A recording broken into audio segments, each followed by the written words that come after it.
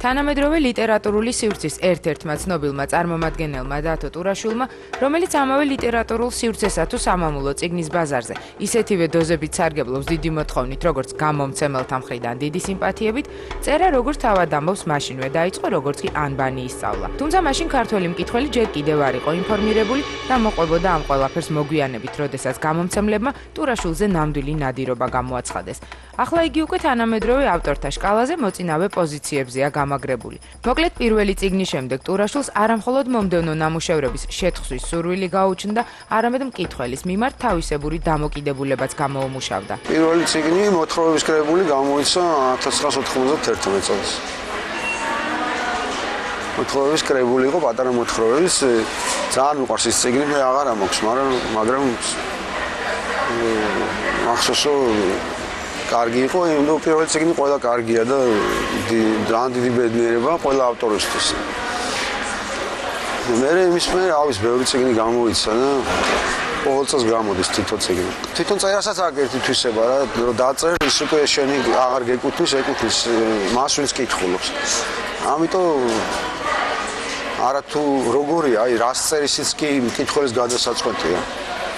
როცა მეკითხებიან, რომ იქ რას გულისხმობდი, თქვა ამ შემთხვევაში ამ პერსონაჟთან სიუჟეტთან დაკავშირებით, არასოდეს ვცდილობ, რომ არასოდეს არ მოვყვე ჩემი ვერსია, მე როს გულისხმობდი, იმიტომ რომ იმდენად თავისუფალია მკითხველი არჩევანში, რომ ეს მისი გადასაწყვეტია. საინტერესოა, რომ წერის პროცესი, რომლის შედეგადაც მკითხველი დათო ტურაშვილისგან ახალ ლიტერატურულ ოპუსს, გამომცემელი კი სერიოზულ დივიდენდებს იღებს, წერალთან თავისებური ფორმებით მიმდინარეობს.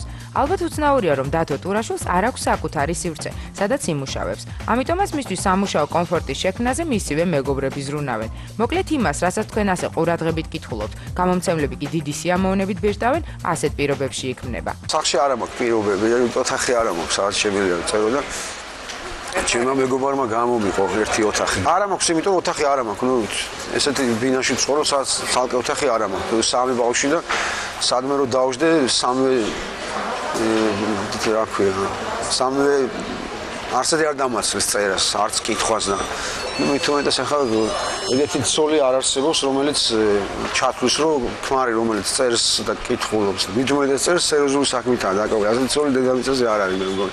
თუმცა ოჯახში მისთვის სამუშაო პირობებზე ფიქრიც კი შეუძლებელია, სამაგიეროდ დათო ტურაშვილისთვის ოჯახის წევრებთან ურთიერთობა ყველაფერთან ერთად ენერგიის ერთ-ერთი მნიშვნელოვანი წყაროა. სხვათა შორის იგი თავს კომფორტულად ყველგან ვერ ბრძნობს. ამ მხრივ მისთვის მხოლოდ რამდენიმე კონკრეტული ტერიტორია არსებობს, სადაც მოსწონს და უყვარს ყოფნა. ძალიან კომფორტულად ვживу ბავშვებთან. და კომფორტულად როგორ, აი ურთიერთობა არის, დილით ძალიან მიხარია ხოლმე, რომ მე თუ მიწევს. რეზერვაზე წაყვანა ბაღში, ძალიან მიხარია, იმიტომ რომ აი რაღაცა ის ნახევარ საათი მე მთელი დღე მყოფნის, რა, იმიტომ რომ ესეთი ტიპია, რომ ძალიან დადებითი ენერგია აქვს. აი სანამ მივალ ბაღამდე, აი გზაში, სადაც მელაპარაკება, მე მთელი დღე მყოფნის, რა. ანუ ხალისით მიყვარს ხოლმე. ტელევიზია არ მიყვარს. რადიო მიყვარს. რადიოს რაღაც გამორჩეული ინტიმია. ძალიან მინდა რომ გავაკეთო გადაცემა რადიოში. საავტორო გადაცემა და სიამოვნებით ვიმუშაობდი რადიოში. ძალიან მიყვარს და ვისაუბრებდი წიგნებზე, ახალ პროდუქციაზე, ლიტერატურაზე რა ხდება და თან მუსიკაზე. ისე კი მუსიკას რაც შეეხება, ამ მხრივ ტურაშვილს მართლაც გამორჩეული გემოვნება აქვს.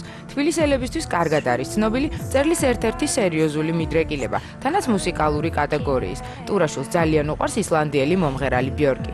სხვათა შორის თბილისში დიდხანს საუბრობდნენ იმაზეც, რომ დათო ტურაშვილმა ერთხელ თურმე ბიორკთან ინტერვიუც კი ჩაწერა, მაგრამ რატომღაც ეს ინტერვიუ არსად დაუბეჭდავს. თუმცა თავად ამბობს, რომ ეს ასე არ მომხდარა.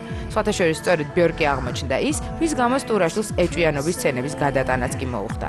რაღაც პერიოდი გაგიჟებით ვიყავდა. სახში მარტო ვისი ფოტოები მქონდა. მაგრამ მარტო სხვა არ მახსოვს, რომ ვინმეზე საერთოდ არ არის ეჭვიანი. მაგრამ ერთ-ერთი იყო ბიორკი, იმიტომ რომ შემატყო, რომ ვერ ვიყავი კარგად ბიორკის გამო. მე ვთვლი, რომ ყველაზე მნიშვნელოვანი მოვლენა ახლა მთელ სოფლიოში მუსიკალური თვალსაზრისით და გარდა ამისა ხა აი ფენომენსო თავი დავანებოდ, როგორც ხალი არის მეუბნებიან რომ არ არის ლამაზი. ჩემთვის არის აი ულამაზესი რა. გიждები. ჭორხლებია ბევრი და აი ჭორხლებზე საერთოდ გიждები. ბიორკის გარდა დათო ტურაშვილი ჩეგევარას მოყვარულთა სიაში წირიცხება. ლოგიკურია, რომ რევოლუციური იდეებით შთაგონებული მწერალი თავისუფლების მოყვარულიცაა. და კიდევ ერთი, არ გაგიკვირდეთ თუ რომელიმე ქვეყანაში მოგზაურობისას რომელიმე რევოლუციურ გამოსვლას შეესწრებით, თანაც მის წინამძღოლად დათო ტურაშვილს შენიშნავთ. იმასაც ამბობენ, რომ უყვარს, როდესაც საზოგადოებაში სკანდალსა და ხმაურს იწვევს, თუმცა თავად ამბობს, რომ ეს ასე არ არის. არადართულია იმის თქმა, რომ სკანდალურ პიესად შერაცხული ჯინსების თაობის ავტორი, მით უმეტეს ამავე ნამუშევრის მიხედვით დადგმული სპექტაკლის შემდეგ ხმაურს მაინც და მაინც ერიდება. მინდოდა წიგნის დაწერა სრულად სხვა ფორმაში. ეს პიესის დაწერა არ იყო ჩემი სურვილი, ეს დავით დოიაშვილმა თხოვა და მე უკვე დაჟინებით თხოვდა, ყოველდღიურად მაკითხავდა სახში და ეს არ იყო ჩემი სურვილი, რომ მე ამას თეატრის და სპექტაკლის სახით ვერ ხედავდი. მინდოდა წიგნის დაწერა და ამ ეს წიგნიც გამოვა ალბათ როცა იქნება. მე არც მისულა სპექტაკლის არ მინახავს, იმიტომ რომ ეს მე ნაკლებად მაინტერესებს. ჩემთვის იმდენ მნიშვნელოვანი თვითონ წერის პროცესი. უბრალოდ სკანდალი მოხდა იმის გამო, რომ შეეშინათ მაშინ და მარჯვეშის თეატრში ეს სპექტაკლი არ დაადმევიდეს. დავით დოიაშვილს მიუხედავად იმისა, რომ თვითონ იყო იქ მთავარი რეჟისორი. სხვათა შორის ტურაშვილის გასართობ საქმიანობათა რიცხვში ახლახან კიდევ ერთი სახეობა გაჩნდა. თუ ერთი შეხედვით დათო ტურაშვილი ექსტრემალური ადამიანის შთაბეჭდილებას ნაკლებად ტოვებს, სამაგიეროდ მისი ახალი გართობა ნამდვილად განეკუთვნება ექსტრემალური სპორტის სახეობას. გიждები ადამიანებზე, რომლებსაც სულ აქვს მოთხოვნილება ის სიახლის და თავიანთი ცხოვრებაში რაღაც ცვლილებების და არ ეშინიათ ამას. ეს საერთოდ უშიშარი ხალხი მიყვარს. გადასულიყავი სნოუბორდზე, იმიტომ რომ თან თხრამურიდან გადასვლა ხარ ამ ბევრი წელი რომ მიჩვეულ ხარ ძალიან ძნელი. მაგრამ ეს პროცესი ძალიან მომეწონა, ეს ჩემი სიჯი რომ პირველი ორი დღე არის საშინელება.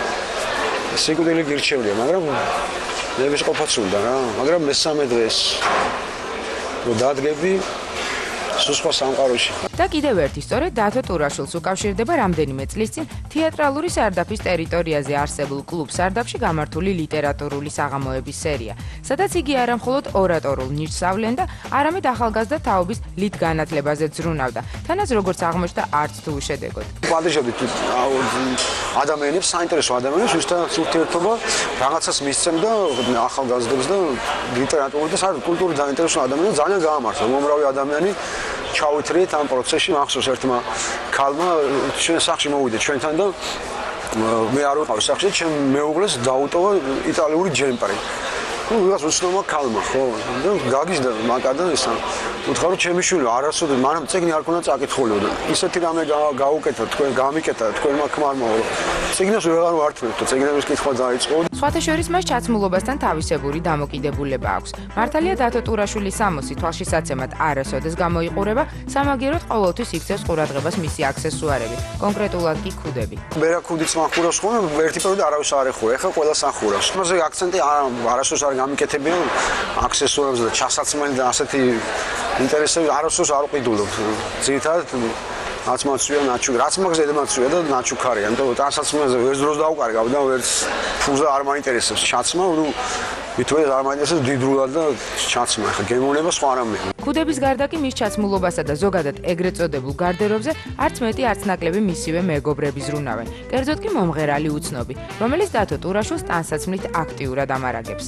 ცნობის უზრუნავს ხოლმე ჩემს ჩაცმაზე. მე ბევრი ტანსაცმელია, ბავშვობიდან ეგეთი ბარიაკია. ბავშვობიდან თელბოს აცმევდა და ძალიან ბევრი ტანსაცმელი გქონდა. ბავშვობაში ისეთ ოჯახშია გაზრდილი, რომ დიდრები და ასე ძალიან არჩეული ხალხია რა, უცნობის მშობლები და ძალიან დიდრები სულ არ იყვნენ. მაგრამ რატომღაც თვითონ იყო მანიაკი ბავშვობიდან ჩასაცმელზე და გიждდებოდნენ რა, უცნობის და მაგის ძმას და იმდენით ჩასაცმელი გქონდათ რომ თელბოს ყოფნიდა და ეს დღემდე გრძელდება ხო და ამერიკას ხომ და მე აუცილებლად ჩუქნის რაღაცა. და ბოლოს როგორც ირკვევა, მალე მკითხველი დათო ტურაშვილის ახალ ლით ნამუშევრებს მიიღებს, ამჯერად რომანისა და პიესის სახით. თუმცა არის კიდევ ერთი მნიშვნელოვანი სიახლე, რომლითაც დათო ტურაშვილი კინემატოგრაფში შეიჭრება. მუშაობ რომანზე, ეს არის ქართულ-აფხაზური რომანი, ეროტიული რომანი, ალბათ მალე იქნება, ასევე ერთ პიესაზე მუშაობ, ალბათ საქართველოში დადგამა და ლიტვაშიც უნდათ რომ დადგან ის პიესა და ასთავარი მუშაობ ერთ პროექტზე, რომელიც არის ძალიან მნიშვნელოვანი ჩემი ცხოვრების და ეს არის ერთობლივი პროექტი, ქართულ-ირლანდიური და ძალიან მნიშვნელოვანი, რომელიც ალბათ შეიძლება ყველაზე მთავარი, რაც კი რასაც გავაკეთებ რა.